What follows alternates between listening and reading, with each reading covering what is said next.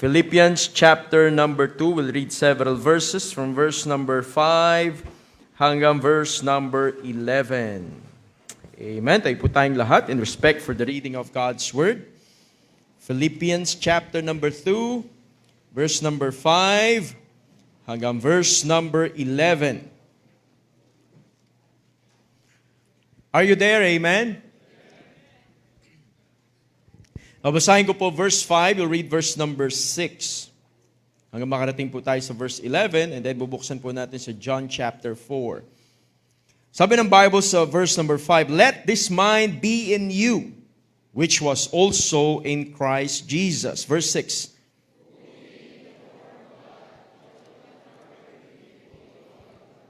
"But made himself of no reputation, and took upon him the form of a servant, and was made in the likeness of men.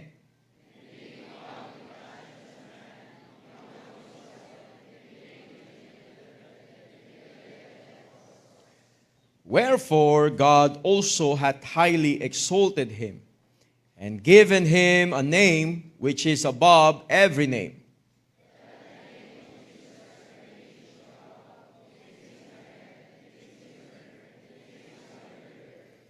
and that every tongue should confess that Jesus Christ is Lord, to the glory of God the Father." John chapter 4.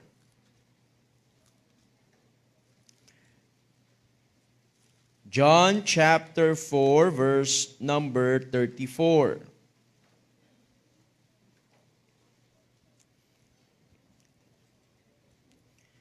Sabi ng Bible sa verse number 34, "Jesus saith unto them, My meat is to do the will of him that sent me, and to finish his work." Tayo po'y saglit na manalangin. Dakila naming Diyos, kung po'y nagpapasalamat sa inyong pong kadakilaan sa aming buhay. We are so thankful for your provision. We have your word in our hands. Salamat po, Panginoon, sa mga talatang aming binasa. O Holy Spirit of God, kayo po manguna sa aming kalagitnaan. Kayo po ang mag-convict sa puso't isipan ng bawat isa. Kung meron man pong hindi pa nakatiyak ng langit, nawa po ay maging clear ang presentation ng gospel. Salamat po, Panginoon, sa patuloy na ginagawa niyo sa buhay ng bawat families and individuals, members ng aming simbahan. Pagpapalain niyo po, Panginoon, ang mensahe ngayong umagang ito. Ito po'y dalangin ko sa pangalan ni Jesus. Amen, amen. Thank you po. You may be seated.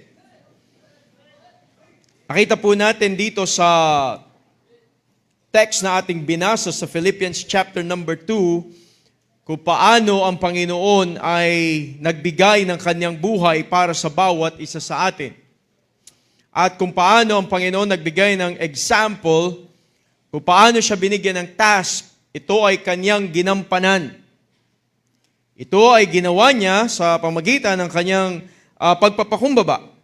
Sabi ng Bible sa verse 5, "Let this mind be in you which was also in Christ Jesus, who being in the form of God thought it not robbery to be equal with God, but made himself of no reputation, and took upon him the form of a servant, and was made in the likeness of men. And being found in fashion as a man, he humbled himself, and became obedient unto death, even the death of the cross." Can you imagine kung gaano ang Panginoon yung kanyang sarili? Hindi ito kanyang sariling kagustuhan dahil siya mismo ay nagsabi sa Diyos Ama, "Let this cup pass from me." Pero sabi ng Panginoon, "Not my will, but thine be done." Yan ang sinabi ng Panginoon. Mangyari ang kalooban ng Ama sa aking buhay para sa kaligtasan ng sangkatauhan. At hindi lamang ito ginampanan ng Panginoon, hindi niya sinubukan kung hindi kanya itong tinapos. Sabi ng Panginoon, "My meat is to do the will of him that sent me, and to finish his work." Mahalaga na kapag may inumpisahan, ay dapat tapusin. A very simple message this morning. finish what you have started. Finish what you have started. Nawa ang Panginoon ay maging example, inspiration sa ating buhay to finish what we have started. I believe ngayong panahon ay iniisip na natin, malapit nang matapos ang taon. Alam niyo po ba kung ilang weeks na lang? 6 weeks. Tapos na ang 2025. 6 na linggo na lang. What a great blessing na meron tayong simbahan that every Sunday, walang Sunday na sarado ang simbahan at wala tayong service. Yung natitirang 6 na linggo na tayo dadalo simbahan, I believe marami tayong matututunan pa. Matatapos natin yung ating theme, Faith that Drives. Nasaan na kaya tayo ngayon? Nung nagsimula ang taon, ang dami nating mga iniisip, ang dami nating pinlano, ang dami nating gustong gawin, ang dami nating gustong baguhin. Pero ngayong umagang ito, dahil meron pang 6 na linggo ang Panginoon na binibigay sa atin, this is just a reminder for each and everyone. Hindi ko alam kung paano ka nakipag-usap sa Diyos, pero ito'y mensahe ng Panginoon para sa iyo. Alam ng Panginoon na ngayong taon ay meron kang ipinangako sa Panginoon. Ngayong taon ay meron kang sinabi sa Diyos. Ngayong taon ay meron kang sinabi na bago pa pumasok tong taon na ito, pinaghandaan mo ang iyong sarili. At nung nakita natin yung ating theme, Faith that Drives, napakaganda ng pwedeng gawin ng Diyos sa akin. But now, this morning, God is reminding each and every one of us to finish what we have started. Kamusta kaya yung New Year's resolution natin? Hinding-hindi na ako kakain ng rice. Nagsimula ka sa 5 butil, 1 kutsara. Ngayon, balde-balde na ang inuubos mo. Nagbukas pa yung mang inasal dyan sa kanto. Extra rice, extra rice. Marami tayong mga resolution. Sa health natin, sa buhay natin. This year, dapat marami akong matutunan. Dapat lumago ako sa pananampalataya. Nasaan ka na ngayon? Finish what you have started. Ang sabi, magsisimba na ako every Sunday. Finish what you have started. Ayusin ko ang pag-aaral ko. Finish what you have started. This is a reminder from God Himself. Noong ang Panginoon ay pumunta rito, tinapos niya kung ano ang kalooban ng Diyos Ama para sa Kanya. Meron tayong mga personal commitment sa Panginoon. Meron tayong mga ipinangako sa Panginoon. Hinahanap yan ng Panginoon sa bawat isa sa atin at personal evaluation ito para sa bawat mananampalataya. And God is reminding us, finish what you have started. Don't be a double-minded child of God. Don't be a double-minded Christian this morning na, ang ganda sana nung kaso, ito na kasi sitwasyon ko ngayon eh. Kahit ano pang sitwasyon na meron ka sa iyong buhay, God is reminding us, finish what we have started. Nakita natin sa buhay ng Panginoon, nung parang grabe na ang gagawin sa Panginoon, sinasaktan na ang Panginoon. He was mocked, He was ridiculed, and yet, sinabi ng Panginoon, my meat is to do the will of Him that sent me, and to finish. Maraming mga Kristiyano, good finishers but not good starters but not good finishers. Nagsimula. Early in the morning, nag-prepare. Bumili ng bagong running shoes. Bumili ng jogging pants. Bumili ng damit na yung medyo, ano ba yan? Dry fit. Nagsimulang mag-jogging. Nung hiningal, sabi niya, uwi na ako. Daan ako sa bakery, bila akong pandesal. Umuwi, naglalakad na lang. Dahil pandesal, may palaman pa. Ang mahirap pagka meron pang fast food sa kanto nyo. Nag-order ka pa ng meal. Baliwala yung pawis. Nasa na yun ngayon? Nasa na yung kinumit mo? Sa iyong sarili. Paano naman yung sa Panginoon? Kung ngayong taon ka, bumalik sa simbahan, finish what you have started. Kung sasabihin, ngayon ako nagsimula mag-backslide, tutuloy-tuloy ko ba to? Maling application yun. Kung ano yung pinangako mo sa Panginoon, yun ang ipagpatuloy mong gawin. Maraming mga struggles, maraming mga persecutions, maraming mga hindrances sa buhay natin na ayaw tayong pagpatuluyin ng job. When Jesus Christ came, kasi katumbas nun, silya elektrika Nagbayad ang Panginoon doon sa krus. Nung nakita nila ang Panginoon, siya na ang kasunod, wala nang buhay. Kaya yung Roman soldier na nakasaksi noon, naligtas Nakita niya kung anong nangyari. Nagkaroon ng earthquake, yung mga bato ay nabasag, yung veil na nagtatakip doon sa Holy of Holies ay nahati yung veil, na-rent in twain, at nabuksan sa mata ng tao yung Holy of Holies, na ang tanging nakakakita lang noon at nakakapasok noon ay ang high priest, upang mag-offer ng blood, the blood without blemish and without spot. Nahanap sila ng hayop na walang bahid ng kahit anong kapintasan at i-offer nila doon sa Holy of Holies, doon sa mercy seat. It pictures kung ano yung gagawin ng Panginoong Kristo. Kaya nung na-rent yung veil, ibig sabihin, hindi na natin kailangan ng pupunta na high priest doon sa loob ng Holy of Holies. Because the high priest is Jesus Christ Himself. Siya na yung nagsakripisyo, siya pa yung nag-alay ng kanyang banal na dugo. He finished it. Kaya nga yung pagtanggap natin sa Panginoon, what a great blessing. Biyaya ng Diyos sa atin yan Nasa simpleng tao, makasalanan, binahagi sa atin ang salita ng Diyos. Ipinaunawa sa atin na tayo makasalanan, napapahamak patungong impyerno. Doon sa impyerno, mayroong uod na hindi namamatay, mayroong apoy na hindi namamatay. Pero yung realization that somebody bled and died for you and for me, and after 3 days, He rose again. Dahil wala nang ibang persona na nabuhay sa mundong ibabaw na to, na walang bahid ng kahit anong kasalanan, na nagbayad para sa atin, na namatay at nabuhay after 3 days. But the Lord Jesus Christ. Maraming gusto magpanggap. Doon sa Pampanga, nagpapapako sila. Stainless pa. Pero hindi namamatay. Pinapabunot yung pako. Bunutin nyo na, tapos na.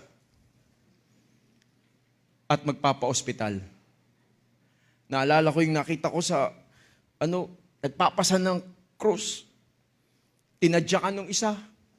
Masama yung pagkatadyak, lasing. Hinabol niya, binitawan niya ko, sinabol niya ng suntok.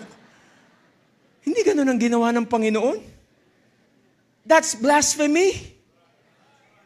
Hindi natin pwedeng gayahin yung ginawa ni Kristo At yung konting sugat lang sa likod, na nilalagyan ng bubog at ginaganong-ganon ng konti. At hinahampas-hampas, hampasin na nila yan para kunyari tumatalsik ang dugo. Blasphemy! Hindi ganon ang nangyari sa Panginoon. Yung crown of thorns na nilagay sa kanyang ulo, 3 inches ang haba, binoon sa Panginoon. At yung inscription na nakalagay, Jesus of Nazareth, King of the Jews. Akala nila maganda yun Pero blasphemy din yun sa Panginoon Because He is not just the King of the Jews. He's the King of Kings and Lord of Lords. Hindi na parito ang Panginoon para lang sa mga Hudyo. Pati sa iyo, pati sa akin, sa sangkatauhan. For God so loved the world that He gave His only begotten Son, that whosoever believeth in Him should not perish but have everlasting life. Si Kristo ay namatay para sa sangkatauhan. Sa lahat. Para sa lahat. At kahit yung pinakamatindi pang makasalanan, kaya kang iligtas ng Diyos. Hindi mo pwedeng hamunin ng Diyos at sabihin mo sa kanya, ako, hindi ako kayang iligtas ng Diyos kasi nagmumura ako. Ako, hindi ako kayang iligtas ng Diyos kasi basagulero ako. Ako, hindi ako kayang iligtas ng Diyos kasi manginginom ako. Kahit gaano pa kasama ang buhay mo, kahit may bisyo ka pa, kaya kang iligtas ng Diyos. Marami mga tao sa loob ng building na ito, dating sira ang buhay, pero inayos ng Diyos. Kayang baguhin ng Diyos ang buhay mo. Hindi mo kailangan ng rehabilitation center para mabago ang buhay mo. Marami nagsasabi, pag nag-aral ka, maayos ang buhay mo. Pero maraming merong pinag-aralan, kontraktor pa. Hindi natin malaman bakit nila ginawa yun. Pero ikaw, naging anak ng Diyos. Wala kang kontratang ganung kalaki. Pero nagbibigay ka sa gawain ng Panginoon. Praise the Lord for your life. Hindi ka hinahabol ngayon, hindi ka natatakot na madawit yung pangalan mo. Ano kaya kung merong dumadawit, no? At isa pa po, si brother, isang usher ng Christian Bible Baptist Church. Madawit yung pangalan mo doon. Pero salamat, malayo tayo doon. Nagkakagulo sila. Nagagalit ang tao. Pero sa atin, ang tinitingnan natin, ano kaya ang gusto ipagawa ng Panginoon sa atin? Finish what you have started. He made the sacrifice. He bore the sins of us all. He became obedient unto death. It is just worthy to give our best for Him. Ginawa ng Panginoon sa akin yun. Susuklian ko yun ng hindi ko man maabutan yung ginawa ng Panginoon sa at least meron akong konti na binigay na ito'y para sa Panginoon. Meron konting sacrifice at gusto ng Panginoon yung inumpisahan ko, tapusin ko. 3 statements to remember. To finish what we have started. Remember, number 1, we have a privilege to be thankful to God. We have a privilege to be thankful to God. Nasaan tayo? Sino tayo bago tayo nakilala ng Panginoon? A drunkard, chain smoker, friend of the world, filthy rag, a nobody, unclean, impure, but now washed by the blood of the Lord Jesus Christ. A sinner saved by grace, ignorant, unlearned, but now a person who possesses the wisdom and knowledge of God. Yung privilege na binigay ng Panginoon sa atin, kung nasan tayo dati hindi napapakinabangan, ngayon isa ng choir member, ngayon isa ng usher, ngayon isa ng Sunday school teacher, faithful soul winner ng church. What a great privilege! Isa sa mga nagsusulong sa ating simbahan ng Great Commission. Soul winner, nagdadala ng mga bisita para mabaptize, nagdi-disciple ng mga converts. What a great blessing for us. It is a privilege to be thankful to God. Ipagpasalamat natin yan sa Panginoon. Maging mapagpasalamat tayo sa Panginoon. Napakaganda ng gustong ipagawa ng Panginoon. Bakit hindi natin tatapusin? Alam niyo po kapag meron kang pusong mapagpasalamat at nakikita mo yung privilege, you will keep on doing it. You will give everything you've got.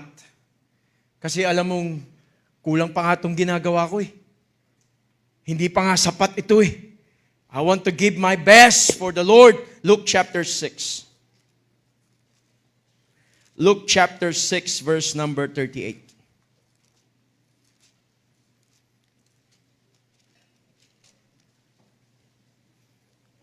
Sabi ng Bible sa verse number 38, "Give, and it shall be given unto you. Good measure, pressed down, and shaken together, and running over, shall men give into your bosom. For with the same measure that ye mete, it shall be measured to you again." Everything na hinihingi ng Panginoon sa atin, and everything na pinangako natin sa Panginoon, it may be your time, talent, and treasure. It may be your family na i-offer mo sa Panginoon. May balik yun sa atin. Hindi pwedeng walang magandang balik. At sa lahat ng binibigay natin, we cannot outgive the Lord. What are your sacrifices? Ano yung mga pinlano mo na gagawin mo, pinangako mo para sa Panginoon, para sa buhay mo, as an individual child of God, as a father, as a mother, as a young person. Ano yung sinabi mo sa Panginoon? I will keep this promise sa Panginoon. We have a privilege to be thankful to God. That's why I keep on doing it. Ang balik ito sa atin, hindi lang hanggang lupa, hanggang langit. Di ba sa lesson natin, lay up for yourselves treasures. Yung ginagawa natin, hindi para sa iba, para sa atin eh. Tayo mismo yung magbe-benefit nun. Tayo rin ang makikinabang. Lay up for yourselves. For yourselves. One of these days, we are going to enjoy heaven. Anong meron tayo dun sa langit? Ang pinakamaganda, marami tayong mga kaluluwa na mamimit doon. Nag-preach ka sa bus, nag-preach ka sa jeep, nag-soul winning kayo doon sa barangay namin. Ikaw, yung nakausap ko, hindi na tayo nagkita. Pero ngayon nagkita tayo sa langit. Lay up for yourselves. Yung good motives ng ating puso, lay up for yourselves. Bakit mo ginagawa yan? Para yan sa Panginoon. Pag tama yung motibo mo, maraming blessing galing sa Panginoon. Ang nakakatuwa yung maraming surprises ng Panginoon dun sa atin. Sabi ng Bible, "Eye hath not seen or ear heard. Neither have entered into the heart of man the things that God hath prepared for them."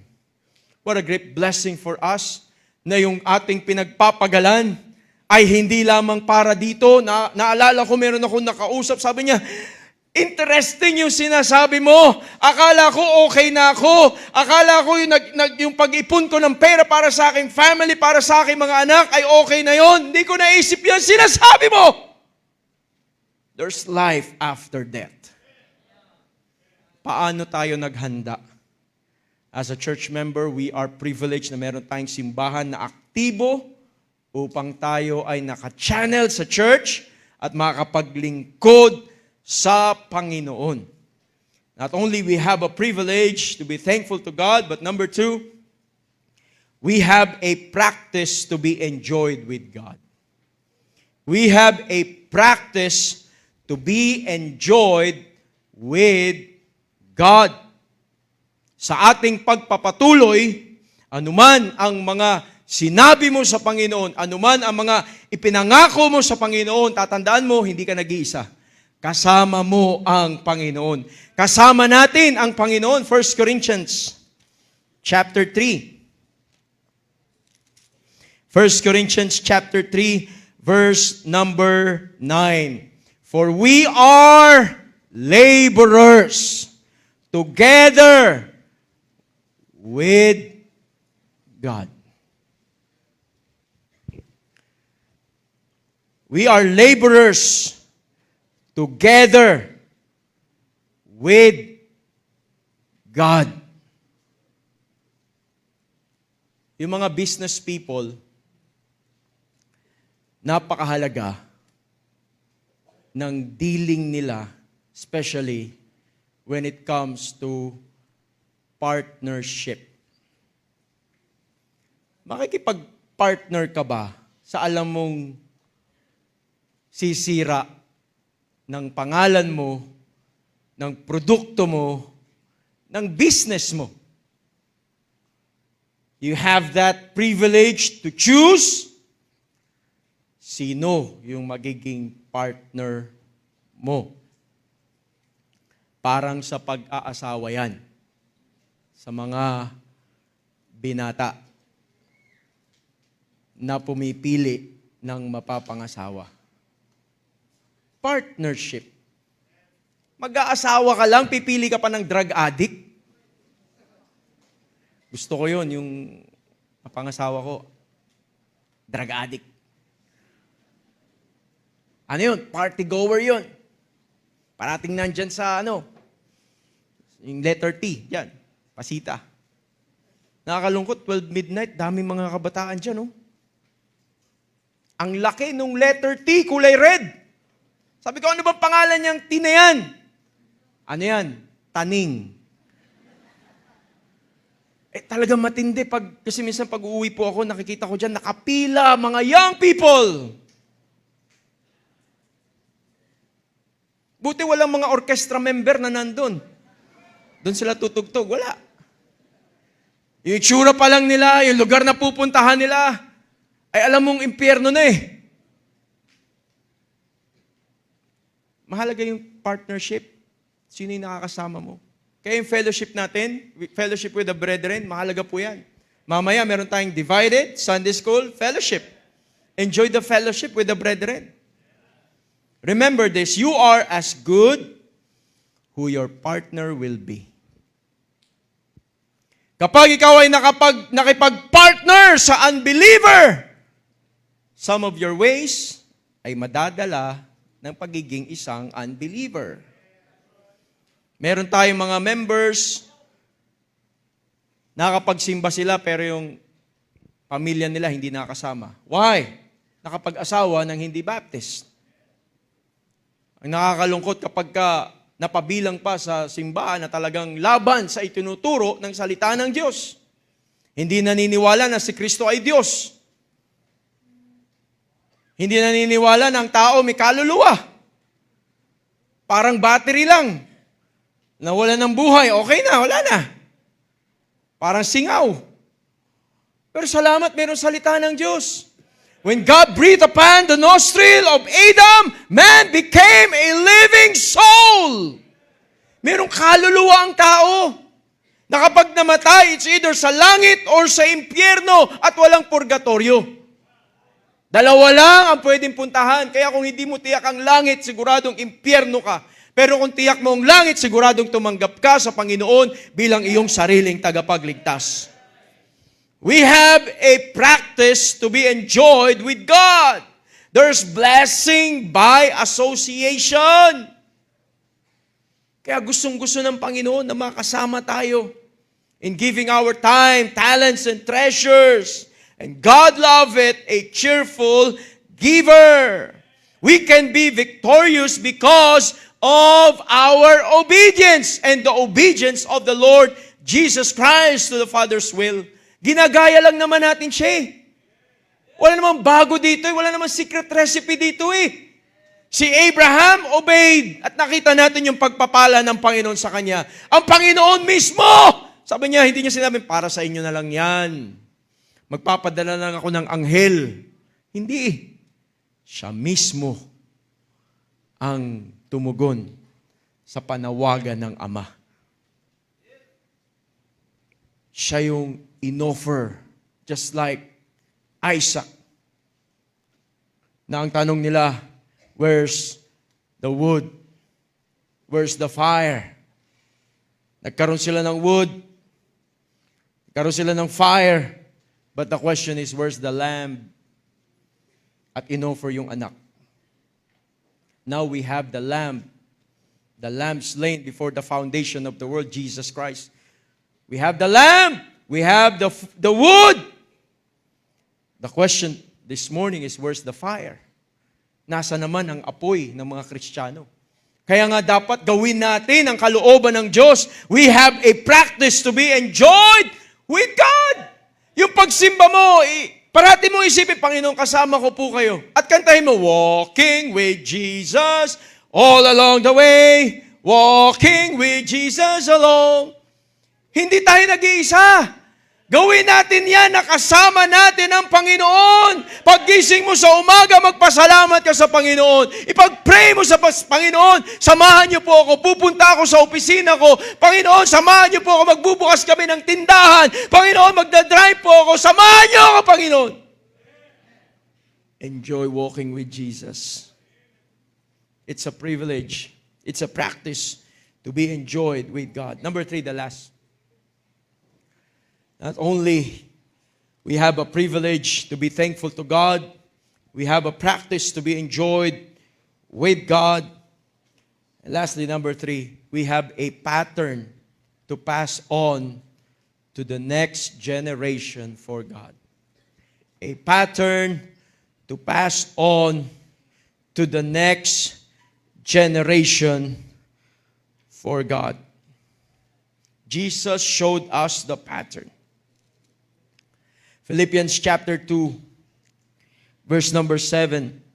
He made himself of no reputation, took upon him the form of a servant. He took upon him the form of a servant. He was made in the likeness of men. Hindi naman siya katulad natin eh. But He was made in our likeness. And being found in fashion as a man, He humbled Himself. Kaya nga yung totoong down to earth, ang Panginoon talaga yan eh. He came down from heaven to earth. Yung down to earth kind of service ang hinahanap ng Panginoon. Kaya nga ito ay napakahalagang pattern sa ating buhay. Paano tayo naglilingkod sa Panginoon? Ito ba yung paglilingkod na katulad ng ginawa ng Panginoon as a servant? A down-to-earth kind of service. Pag naglingkod ka sa Panginoon, tatanggalin mo yung, don't touch my epidermis. No? Yung bang ayaw mo nang dumikit sa ibang tao? Kasi meron kang social standing. Pero hindi nyo nga kilala dito sa ating church eh. Kung sino yung mga katabi mo ngayon eh. Hindi mo alam na yan ay merong sasakyan na may payong. Pero nandyan yan, naupo, nakikinig yung salita ng Diyos. Hindi mo alam kung gaano yan pinagpapala ng Diyos at sobrang saya niyan sa kanyang buhay. Yung iba dyan ay usher. Yung iba choir member. Sunday school teacher. Nagsasakripisyo. Hindi natin alam ilan yung mga nakipaglaban pa sa bahay kanina. Magsimba tayo. Hindi, magsimba tayo lahat. Ginawa lahat ng paraan. Sagot ko ang lunch.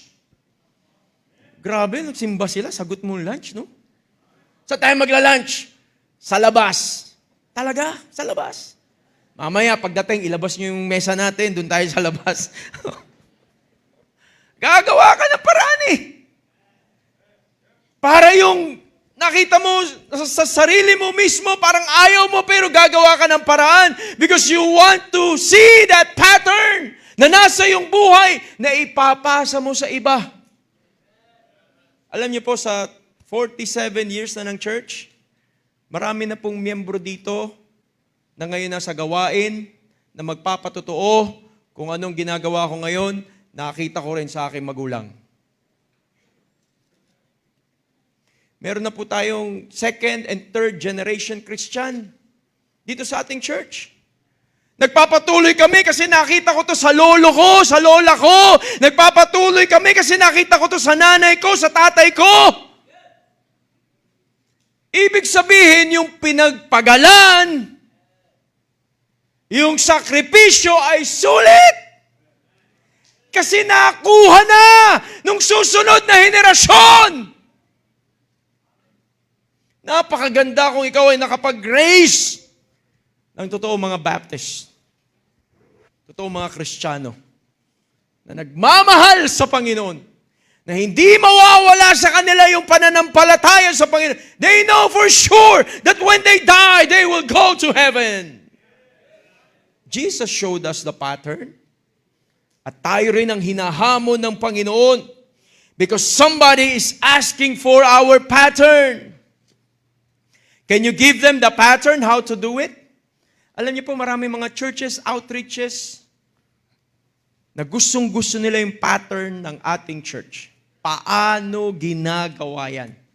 Nung nakita nila kung anong ginagawa ng pastor natin doon sa Israel, paano ginagawa yan? How can you have a number of people na susunod sa tubig ng bautismo? Naghati na sila para lang maubos. Ako po dito, ilan lang yung binabautismohan natin.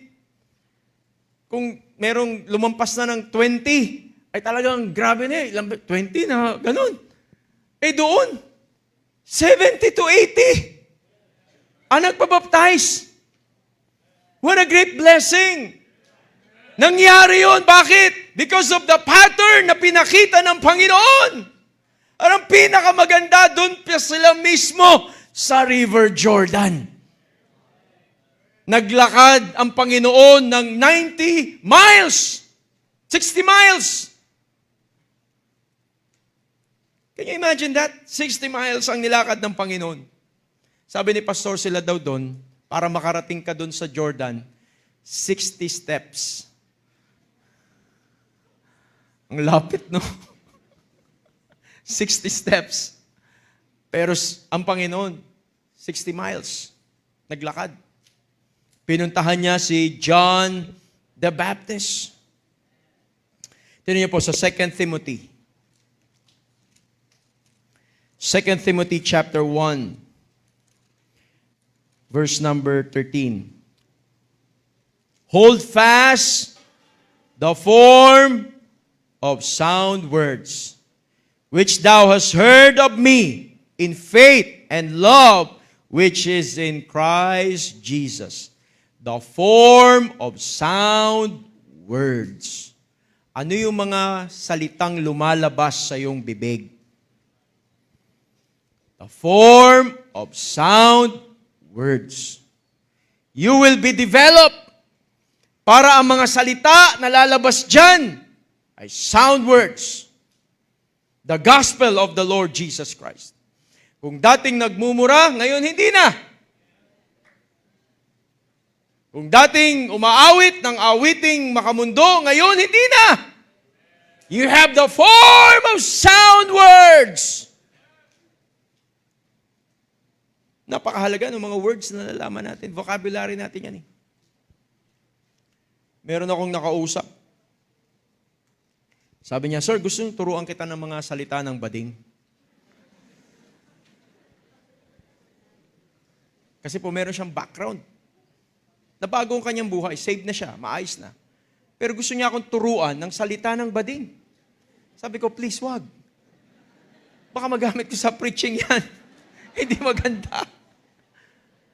Kasi meron talagang ganun eh. Pero yung salita ng Diyos ang nagturo sa atin ng tamang pananalita. Pag galit ka, may tamang pananalita dyan, di ba? Ano sabihin mo? Kunin ka na ni Lord. Yan ba? Hindi. Pagpe-pray mo. Bago pa humingi ng tawad, ikaw na mauna magpatawad. Pinapatawad na kita. Sorry. Ayoko masira ang relationship natin. Form of sound words. How's the words na lumalabas sa ating bibig? 1 Timothy chapter 6, verse 12. Sabi ng Bible, fight the good fight of faith. Lay hold on eternal life, whereunto thou art also called, and hast professed a good profession before many witnesses. Ano yung pagkakilala sa atin ng ating kapwa mananampalataya? Tayo ba ay aktibo para sa Panginoon? Kamusta ang buhay na meron tayo? O mas gusto natin kasama yung mga unbelievers? Party.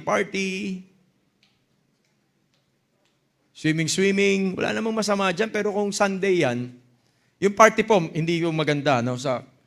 Sir, party namin, Monday naman, kaya pwede. Hindi po. O kasama ka pa sa sayawan. Dito sa atin, di na masyadong uso, pero sa probinsya, may mga basketball court, sinasara nila, no? Tapos pupunta doon. No? Pero sa atin, bilang mananampalataya, yan yung mga dating gawin natin. Na binago na ng Diyos. Meron na tayong pattern. Ito na ngayon ang buhay natin. Kaya iba na yung lifestyle natin. Yung mga ashtray sa bahay, tatapon mo na yan. Hindi, kasi baka may bisita tayong dumating, naninigarilyo, mahirap na. Huwag mong payagan na mausukan ang iyong bahay. Ang usok na pwede sa bahay ay katol. Pero sa sigarilyo, wag. Dahil tahanan yan ng mananampalataya. Yun yung iisipin natin, Panginoon, ano po yung mga maganda pwede naming gawin? Sabi mo sa sarili mo, ngayong taon, walang away. Sinabi mo sa misis mo, walang away. O pero, tatapusin ba natin to na may away? Finish what you have started. Balikan mo yung pangako nyo sa Panginoon. Na nangako ka mismo, sige na nga, wala ng away.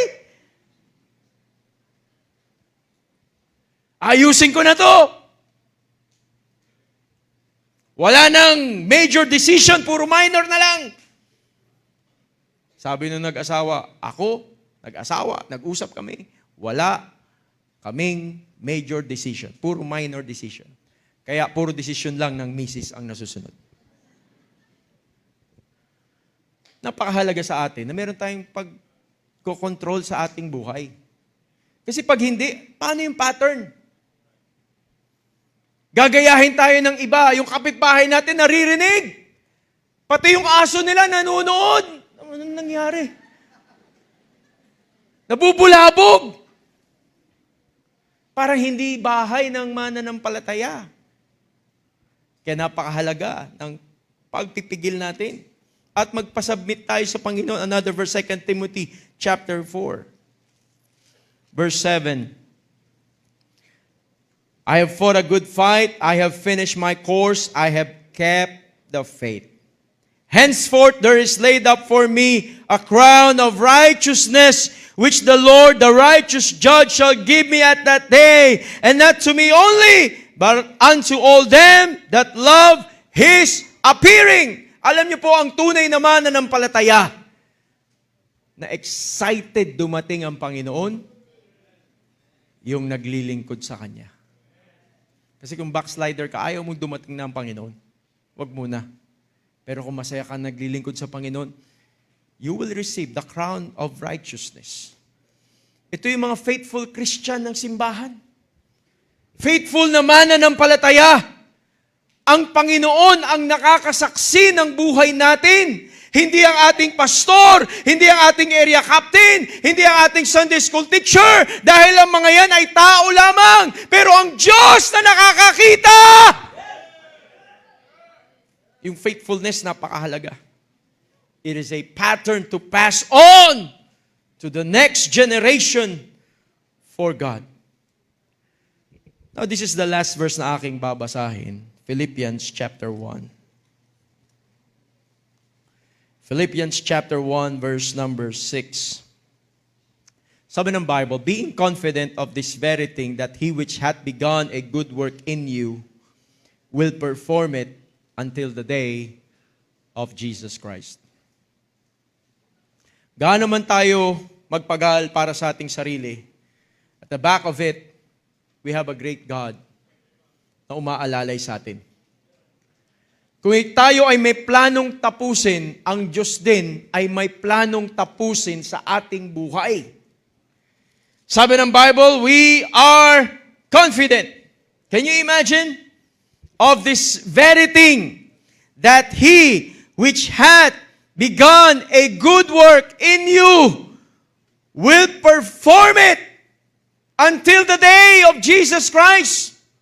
Merong gagawin at gagawin ang Diyos sa buhay ng bawat isa sa atin hanggang sa Kanyang muling pagbabalik. Hindi pa tapos ang Diyos sa buhay mo. Yung encouragement ng Panginoon, finish what you have started, ay isa sa mga gustong ibigay na mensahe ng Diyos sa atin to keep on going. Why? Because at the back of it, we have a great God who wants to finish something big in our lives. He will perform it. Ang Diyos natin, hindi po siya Diyos na nag-o-observe lang. He's performing. Performing. Meron siyang spectacular na pagkilos sa buhay ng bawat isa sa atin.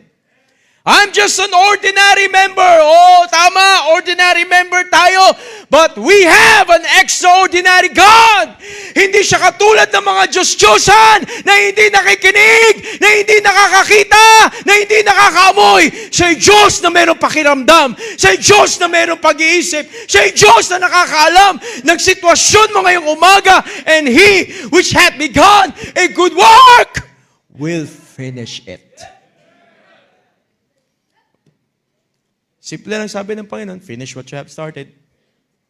Sige po, Panginoon, maliit lang yun eh. Pero yung malaking part sa Panginoon yun. Tayo po tayong lahat. I don't know saan bahagi ng mensahe, kinausap ka ng Panginoon, but I know the Holy Spirit is at work and He's convicting our hearts. Una po sa mga bisita namin, meron po lalapit sa inyo. Sa mga sumunod sa tubig ng bautismo, somebody will guide you. Papunta doon sa FR building. We have some visitors na sumunod sa tubig ng bautismo. Somebody will guide them, please. At sa mga bisita po, ay meron lalapit sa inyo at kakausap sa inyo, papaliwanag sa inyo ang simpleng paraan ng Diyos ng kaligtasan. Sama po kayo sa kanila. Dito po sa kabilaan daan. Sama po kayo. Doon po yung mga susunod sa tubig ng bautismo. We have some ladies na susunod po sa water baptism. At sa bawat mananampalataya, ito po yung mensahe na ang Diyos mismo ang nangungusap sa bawat isa sa atin. Di ko alam kung ano yung sinabi mo sa Panginoon, pero siguradong alam ng Diyos yan at alam mo yun. The challenge this morning is to finish what we have started. This morning,